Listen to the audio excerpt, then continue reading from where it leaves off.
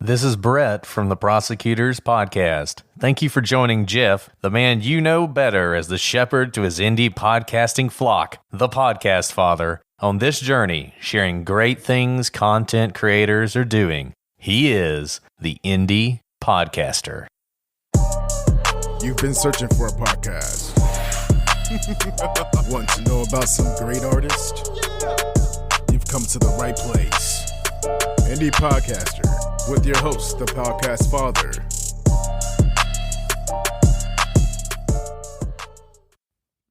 Words can't describe how excited I am to join you for another episode of Indie Podcaster. I'm your host, Jeff, aka Podcast Father.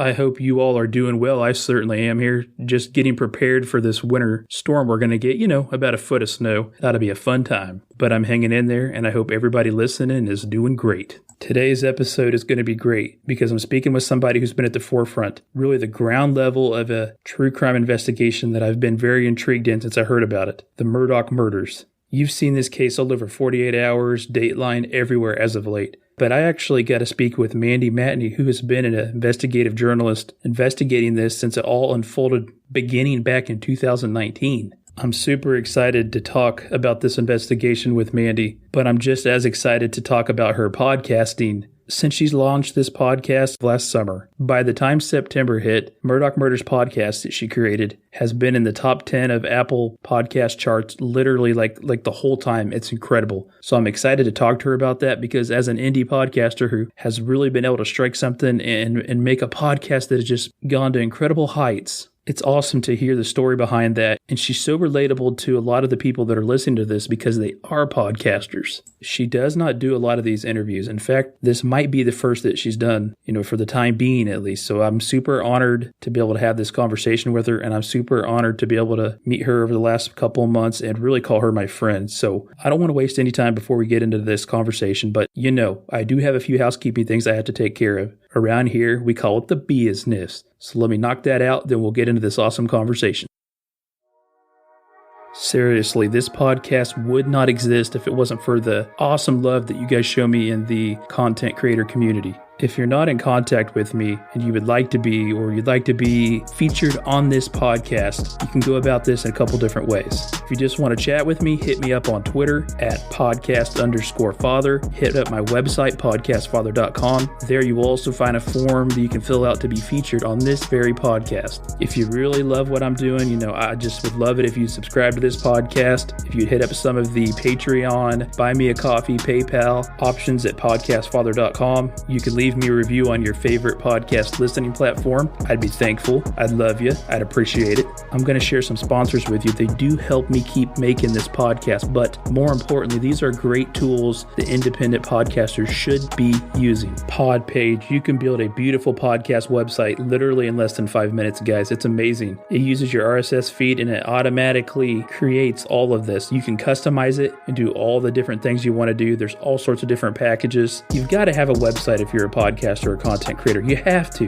Go to podpage.com, use my code FATHER. This will get you $20 off any pro package. One of the big challenges for new podcasters is marketing your podcast. Do you need help doing that? Well, I've got the solution for you. My friends at PodSpike make marketing your podcast easy, affordable, and effective. They work with you. They pull the legwork. They connect you with all these different resources that you get to choose from. Go to podspike.com, use the code IndiePodcaster. You'll get $20 off your first month of a pro membership. As a podcaster, it's very important to make sure you got a transcript going on for all your episodes. It really is. And my friends at Podden have the ultimate tools to do that. Make your podcast to eye-catching transcript with ease. You really need to get to it. Go to podden.io. All right, let's get into this conversation, which happens to be powered by Riversidefm.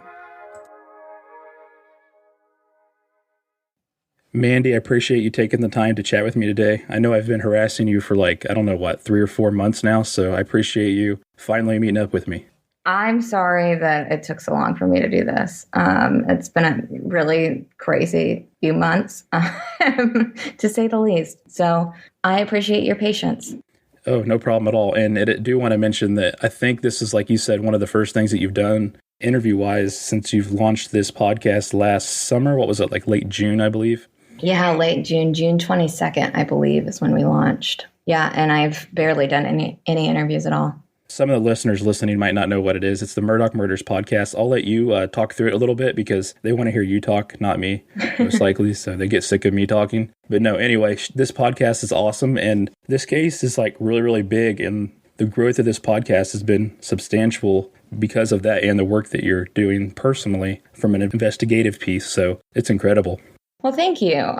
Yeah, we started the podcast on June 22nd. I always wanted a podcast ever since I listened to Serial, I think in like 2015. I've been a journalist for around 10 years now, professionally. And Serial just opened my mind to a new way of telling stories, and especially in the true crime world. And I have been covering this case of the Murdaugh family since 2019, when Mallory Beach, who was 19, was killed in a boat crash, and Paul Murdaugh was accused of driving, and he was drunk, of driving the boat and killing her. And he was charged with 3 felonies in that crash. Long story short, he's from a very powerful family.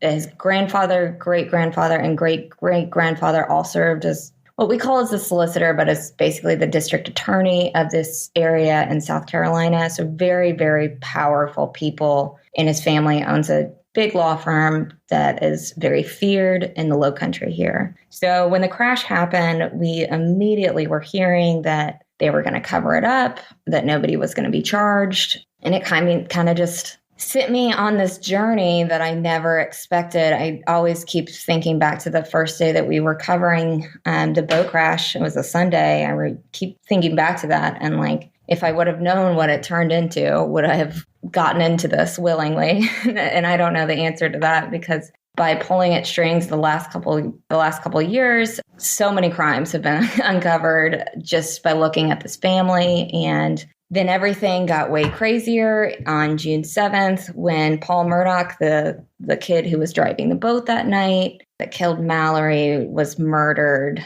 on his 1,700-acre property in Colleton County, South Carolina, along with his mother. And nobody has been charged in those deaths, but his father has been the only named person of interest in that case. I hope that this makes sense, because it's quite the tangled web. But basically, I knew that day on June 8th in that morning that as soon as I found out Paul and Maggie were murdered, that was going to be the biggest murder case in South Carolina for a very, very, very long time. I was actually in Puerto Rico at the time, and it was crazy. I was trying to figure out what was going on, I look back. David sent me an email the other day, my fiance, and that day when we found out about the murders, David sent me an email that was like, how to start a podcast. And it was like all of these little tips that he had found from the internet. This was a now or never thing, right? And as the next couple of weeks had unfolded and we were learning more about the case and more national media were descending on the Low Country, I was noticing a lot of, like Nancy Grace in particular, she was spewing off in her podcast about how this probably had to do with the boat crash kids and that somebody was probably taking revenge for the boat crash. And that really made me mad, because I know these people involved and I know that they have nothing to do with this. And as more national media started to go with this narrative of this has to do with the boat crash kids and revenge for the boat crash, and basically re-victimizing these victims who have been through something so horrible back in 2019, I realized that I knew way more about this story than 99% of the people covering it, and I needed a different platform other than online. And I'm an online journalist for fitsnews.com. I should probably mention that too. And because the story is so complicated, I thought podcasting would be a really good medium to do that in. And yeah, we just went for it and did our first episode on June 22nd. And now we're 29 episodes in. So basically, kind of like what happened was when this boat crash happened, Pandora's box is kind of opened on all the things that Alex, the father, all the corrupt things that he's been up to. Like, that box was just completely open. And to this day, as he sits in jail, it continues to pile on all these different findings that they continue to find.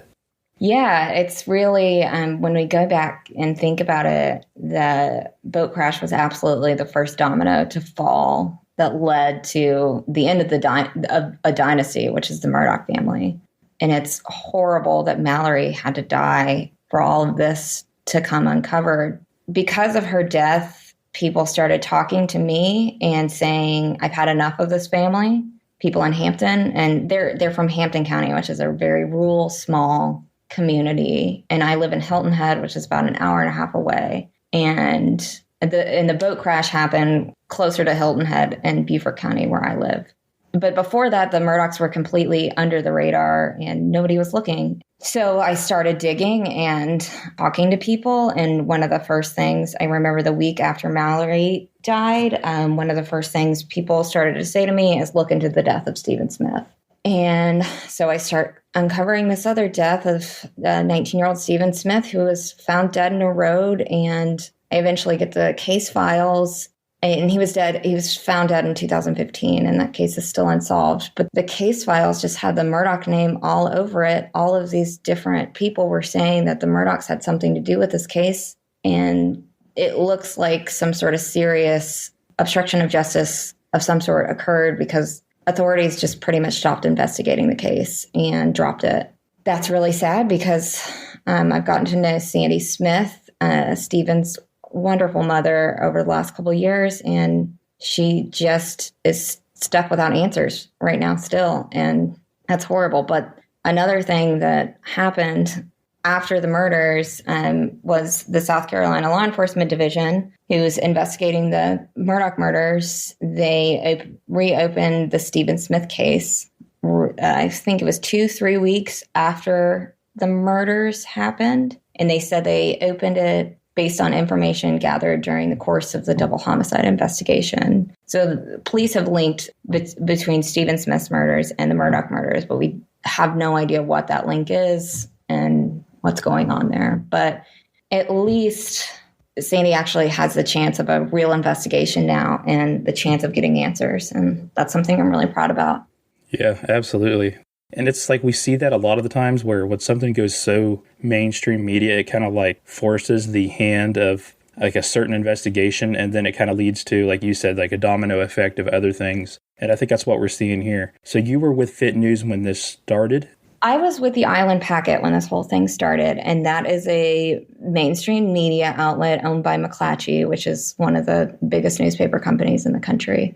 I was at the Packet throughout 2019. And then I was actually competing with my boss, Will Folks at Fitz News, on this story when we met. And we connected one day. He emailed me and said to call him. And I just started talking to him.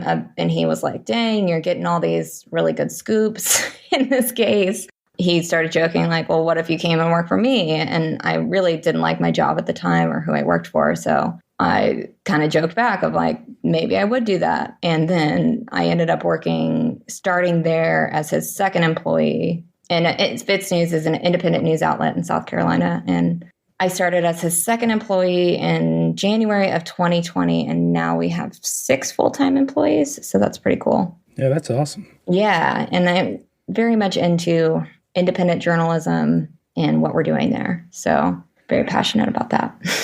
When you first started like investigating this case, obviously your investigative journalist skills are good because people feel comfortable talking to you. How challenging was it to get people to talk to you about this case in the beginning when you first started investigating it? It was so hard. I really can't even properly articulate the level of fear that the people of Hampton County had about the Murdaugh family in 2019. People wouldn't even give me tips over the phone. I would have to meet them in coffee shops. Old school. Yeah, like people were very scared, and they have really come a long way in the last couple of years. Yeah, because they're more comfortable with you. And then like we talked about earlier, once something's brought up, sadly, that's like when it seems to be more acceptable for people to come forward and talk about, which is sad. It's really sad that these people were so scared for so long that they and just scared of telling the truth, that they weren't doing anything wrong. Just so much fear and any speaking out against the Murdaugh family in any way, shape, or form. I really do think the boat crash was when all that kind of came to a head and people started realizing we've had enough. It's time for a change. But it's really crazy when you look back on it. And now it's crazy when I see all of these national reporters coming into Hampton. A lot of them say the same thing, that it's just so hard to get people to talk. And it is. I mean, I'm still getting sources now who will call me and say, I've been following your work since 2019. I love what you do. I've been afraid to come forward before now, but I wanted to tell you blah, blah, blah. It's really just taken a long time, and I don't blame them, I'm going to take a minute here to tell you about a fine sponsor of this podcast, Indie Drop-In. If you're a true crime, paranormal, scary, or comedy podcaster looking to find new listeners, consider submitting an episode to be featured on Indie Drop-In shows. If your episode meets some minimum requirements, Indie Drop-In will play your episode to real listeners. The best part is, the listeners like your show, Indie Drop-In provides easy links for them to subscribe. It's 100% free. You get to drop your feed into a established feed that already has actual, real listeners. This is great, guys. This is an amazing way to grow your audience. These listeners are already there. They listen to your episode on Indie Drop-In feed. They will go over and find your podcast and become a subscriber and love it. Greg, the creator of Indie Drop-In, just absolutely loves being involved in the independent podcast community. He is a great podcast mind. Make sure you give him a follow on Twitter at Indie Drop-In. But more importantly, go to indiedropin.com/creators. Get the submission going and submit an episode of your podcast into the Indie Drop-In feed. Hurry now. Get to it. I think it shows like how much there is to this case, though, that you're able to take like a case, right? A single case, and you're 7 months now into a podcast because so much just keeps coming forward and so many things just keep branching out from this. You're able to continue to make new episodes with new information, new updates, etc. There's just that much to it. It's crazy. Yeah, I remember when we first started, my goal was to get to 10 episodes. And I was really racking my brain for the different episodes, right? At the time. Because I was like, what if we run out of material? Like, what are we going to do? Basically, long story short, for people not familiar with what's going on, we've uncovered this giant financial crime ring where Alec was Paul's father, was allegedly stealing millions of dollars from clients as an attorney. And that has turned into, just snowballed into so many cases. At one point, we were at 7 criminal investigations associated with the Murdaugh family, but I think there has to be more. I mean, some of those are kind of lumped into different categories at this point, but it's absurd. But it really does show that if you dig enough into something, who knows what you'll find. What's your motivations at this point? It started out more of like just naturally being for work. What's your motivations now? Like for the podcast? No, just the case. Like, you started out as a job, right? And it continues to be so, but it's got to mean so much more now. Now you're this deep into it. You've talked to all these people. You've done so much. It's absolutely, I don't even consider a job anymore. It's my life. Every day I'm talking to different people associated with this case. Like 9 to 5 does not exist in my world. Got a call from a source at 7 a.m. yesterday and had to get out of bed and start writing stuff down. Like it's a 24/7 all the time, all consuming. And it's all I think about, because crazy that we're 29 episodes in and we still don't have a lot of answers. Like we still don't know who killed Stephen. There's no arrest in who killed Maggie and Paul. It's just lots of things still need to be answered. And yeah, it just consumes my entire life. But my goal is just to get answers,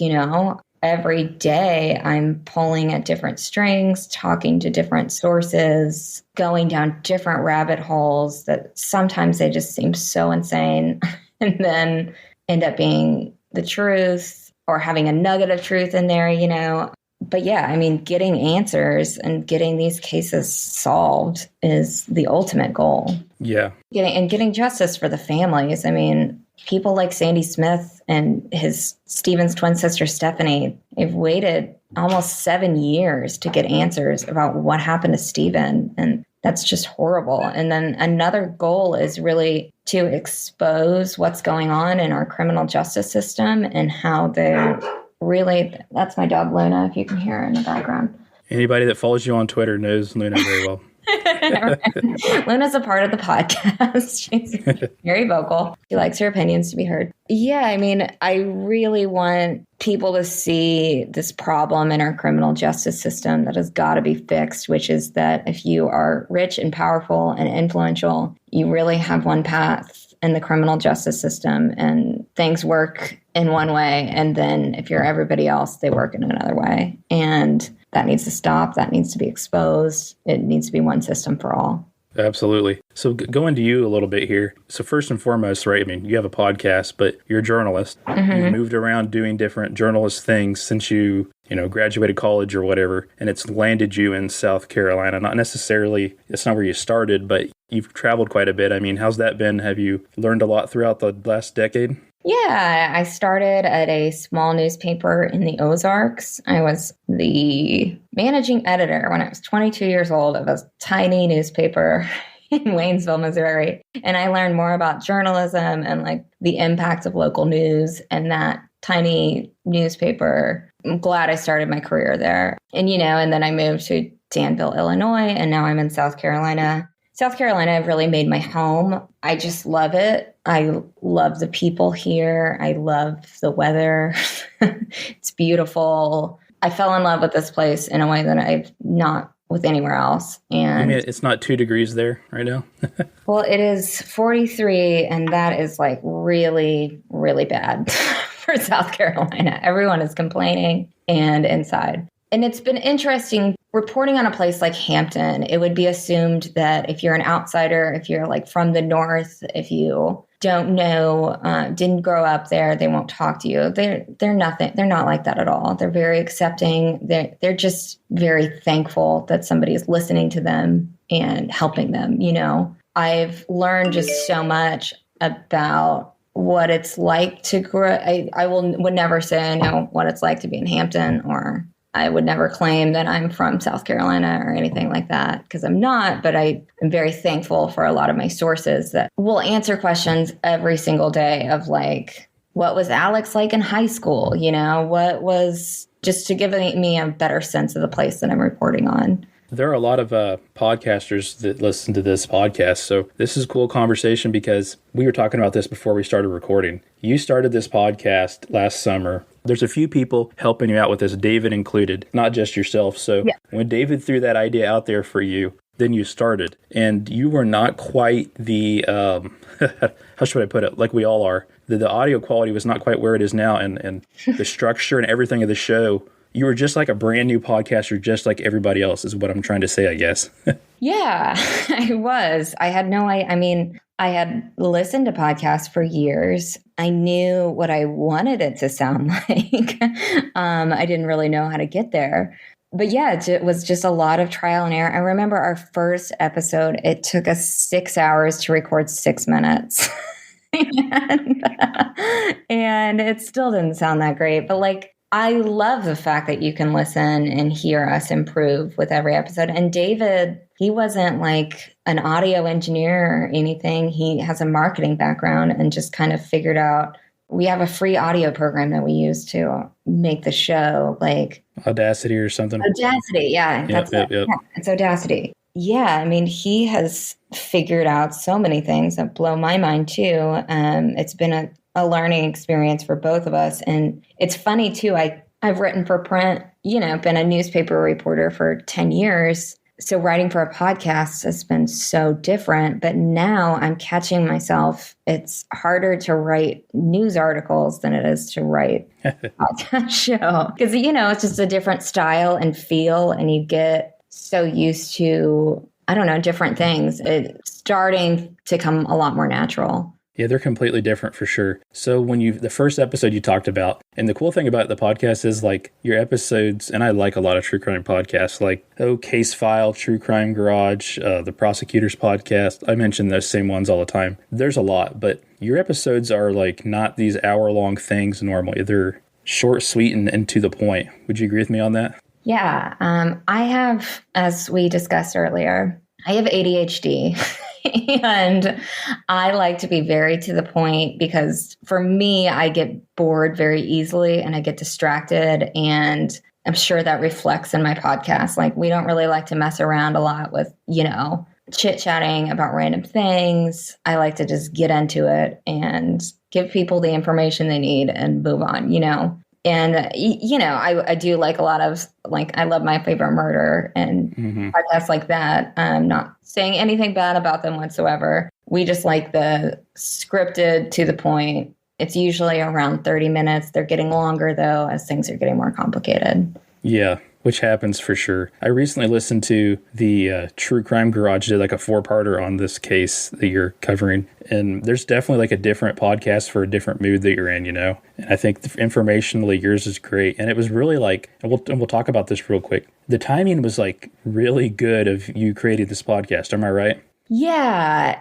definitely. And I think that my podcast will always be different from the other ones because I'm the only one that was in it on the ground floor and has been in it ever since. And I think another big difference is that I didn't inject myself into the story. I didn't see an opportunity and thought, oh, this will be cool. It's just been something that has been my life since 2019, and that shows up in the work because I care so much. I don't know, other podcasts in the way sometimes that they talk about victims, I really, really disagree with and get angry about. And that's just kind of another thing is just, I'm very close to a lot of the people in this story and the victims. I think people just don't stop to realize when they're talking about this stuff, the victims really get hurt by some of the stuff,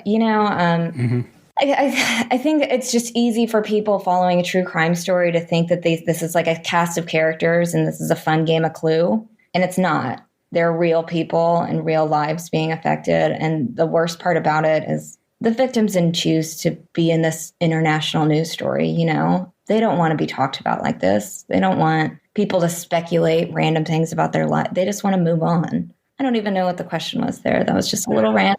No, it's a good rant because I think what you're trying to say is a lot of these other podcasts, it's like a weekly thing. Then it's, wash my hands of it, on to the next. You've been in it from the ground level since the beginning.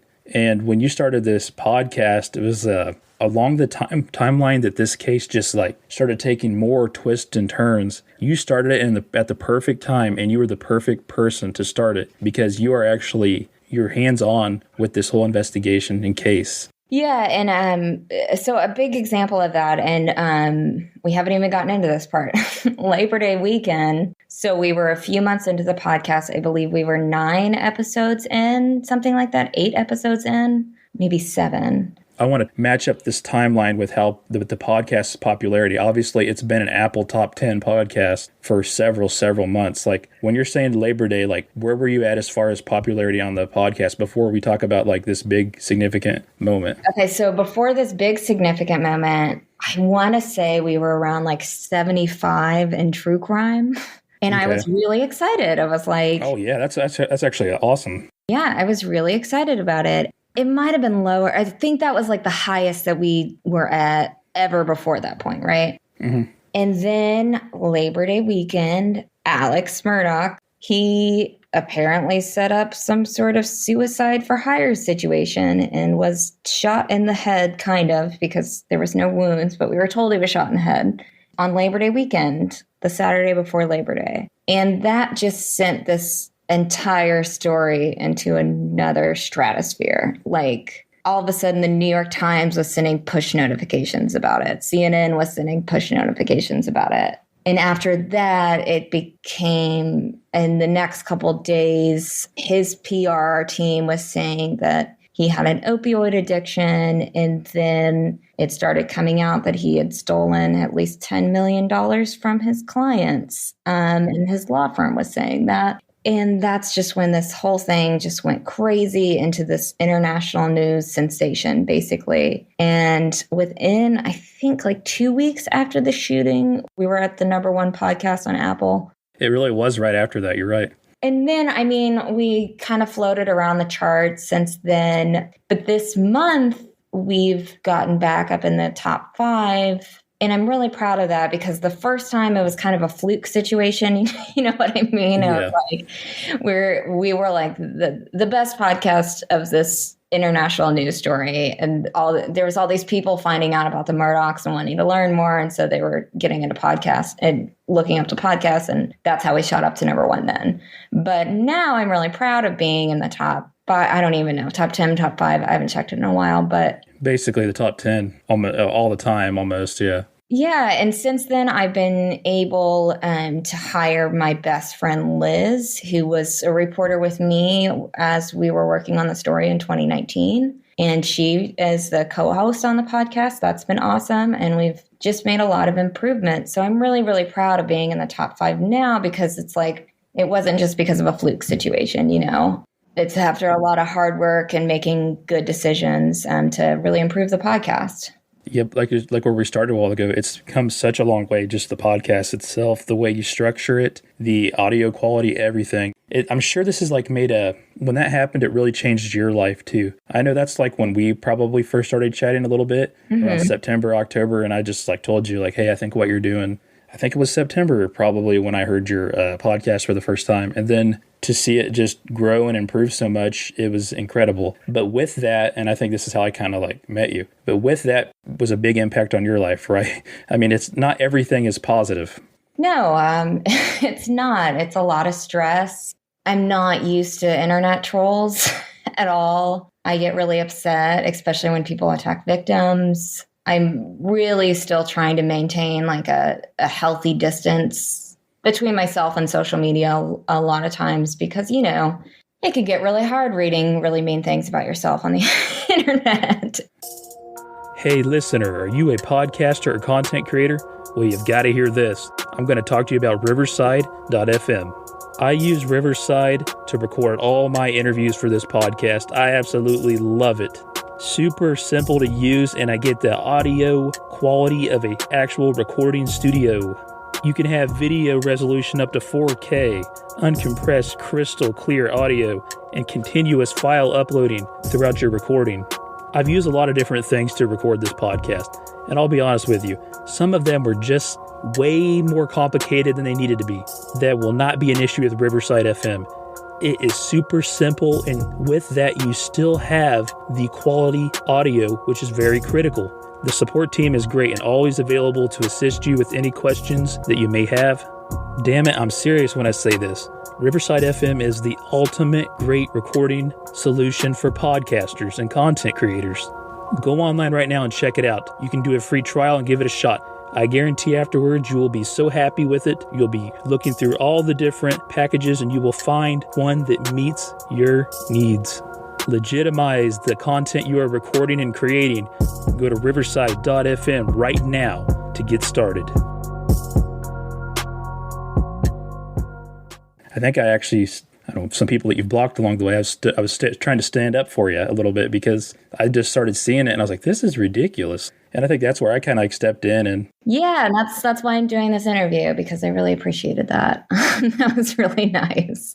Well, it was insane, and that's what you're trying to say. I think it's probably weird for you to talk about, but there are people that for the first time ever in a large scale effort are just coming after you personally, and I've seen that, whether it be on reviews or on social media and like Reddit threads, and man, they just. It really, especially as a woman, it creeps me out. I do not like the thought that, and I've seen people that like, they spend just a lot of time on like 7-paragraph essays about why I'm horrible. And I don't like, it just makes me feel deeply, deeply uncomfortable and disturbed. I just think these people need to get hobbies that are outside of this. I've just been exposed of the amount of just unhappy, really disturbed people out there that are just looking for something to get mad about. And it's really gross. there's enough awfulness going on within the story and just the people within these crimes. And then to be dealing with this whole little pack of evil trolls in the meantime, I don't even know what to say. It's just gross and disturbing and a complete distraction from the case. Like, I always tell people, I know that my podcast isn't for everybody. I know my reporting isn't for everybody. That's fine. They can find something else. There are other options out there. They don't have to attack me about it. I don't understand this culture of people that use so much time and energy to bring somebody else down when it's just like, just let other people do their own thing and let, the marketplace of ideas sort it all out. You don't have to go after somebody just because you don't like them or send them really mean criticisms about every little deal. I mean, I'm surprised you haven't asked yet, but lots of people hate my voice, hate the sound of my voice.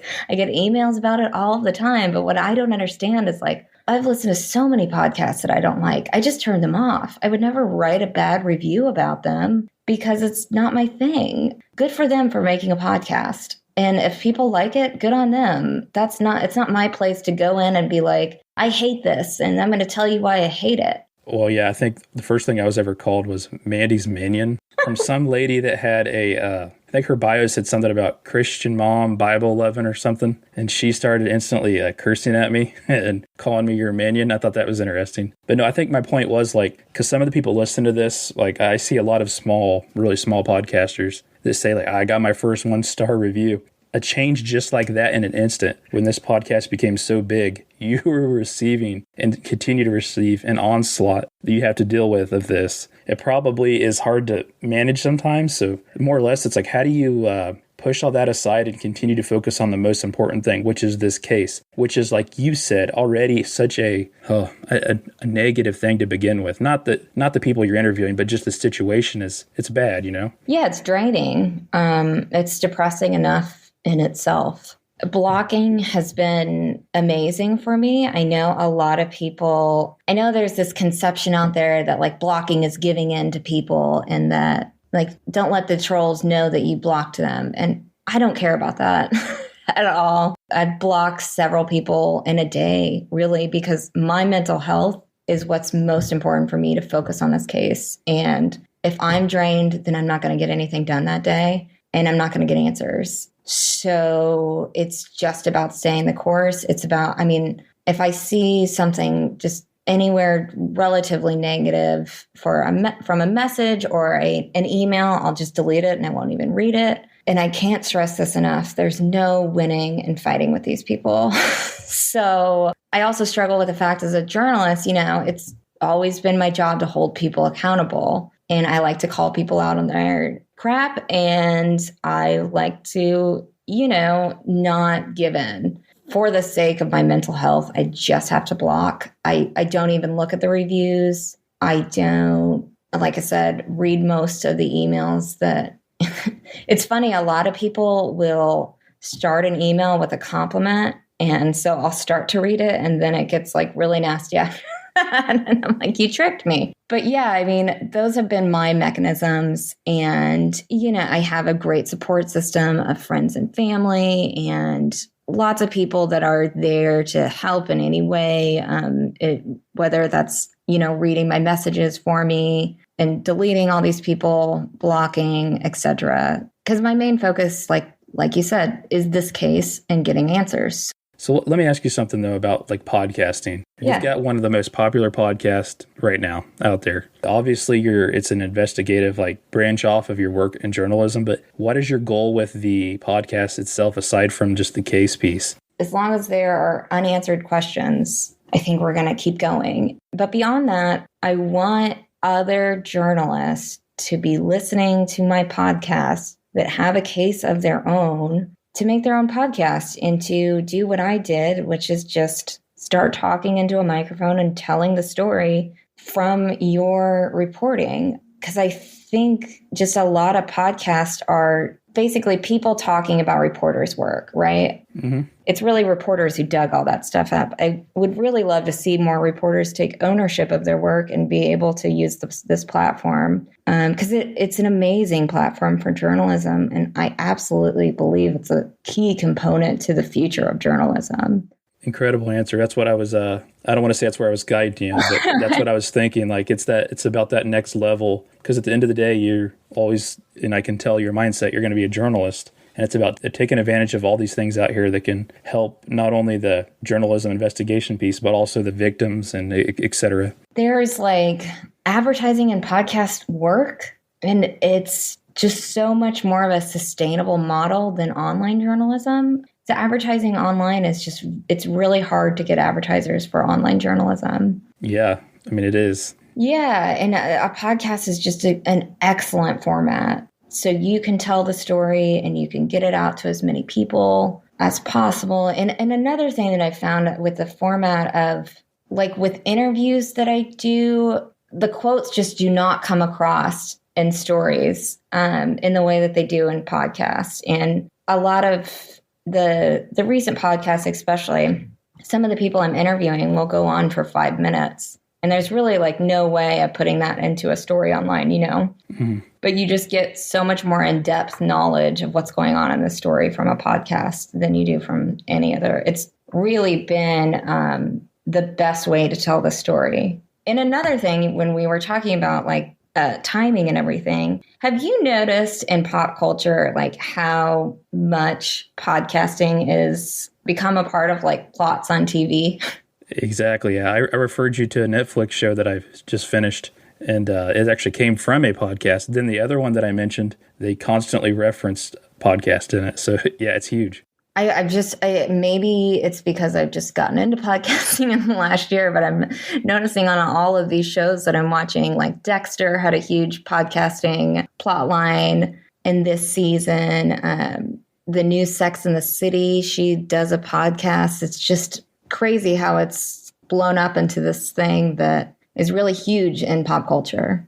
It's like the ultimate way to get the information out there in regards to either being unfiltered or the restraints not being there on time, right? Because let's say you're a journalist for like the news on television. You can go out and like Mandy, you could cover this story and then you could go and make like a Dateline or in 48 hours like episode and only have like 42 minutes worth of stuff.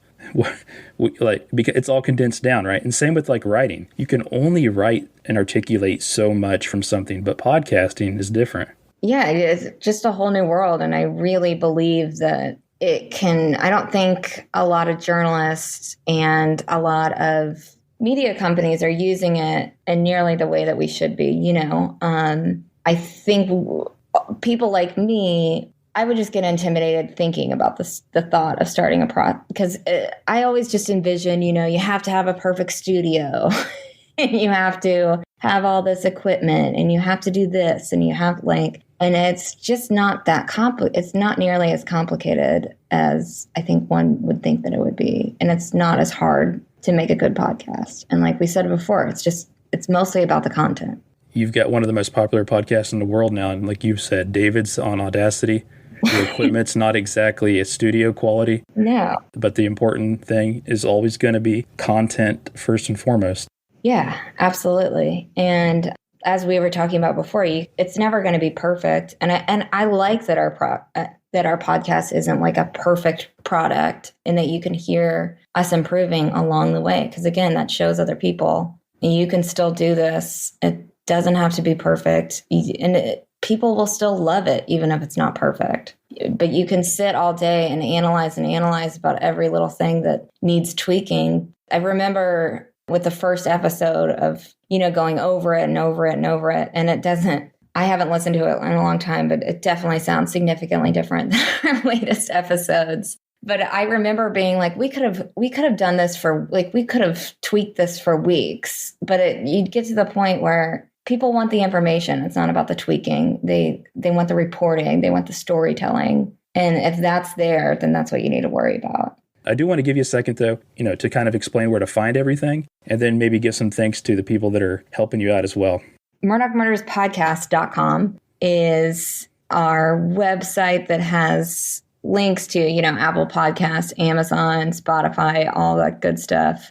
I'm on Twitter at Mandy Matney. What else do we need? Murdaugh Murders Podcast, Instagram, and Facebook is another good thing to follow along with the case. And I absolutely could not have done this work without my fiance, David Moses, my family for all their love and support, my dog Luna, and Liz Farrell, my best friend, co-host, work wife, etc. She encouraged me to do this podcast this summer, and I'm so glad that she is co-hosting with me now, and she's amazing, best person ever. And our social media person, who's another good friend of mine from grade school, actually, Allie Pavlich. She's amazing. I have the best team. And my boss, Will Folks at Fitz News, that was huge when he let me just have this podcast on my own. He said, you need to own it. It's fine if you use your reporting from Fitz. You should do this project on your own. And that was amazing. Huge game changer. And very not common in media. I think if I was working at a large newspaper, they would have just, taken the podcast and... Oh, yeah. You're an independent podcaster. That's why this is relative, too. Yeah, absolutely. And I mean, again, I think it's really weird when I look at all the lists. The top 10 lists are always, celebrities or Dateline, a Wondery podcast of some, like studios are doing a lot of these. But I'm like, there needs to be more people, more journalists that are able to just transfer their story into podcasting.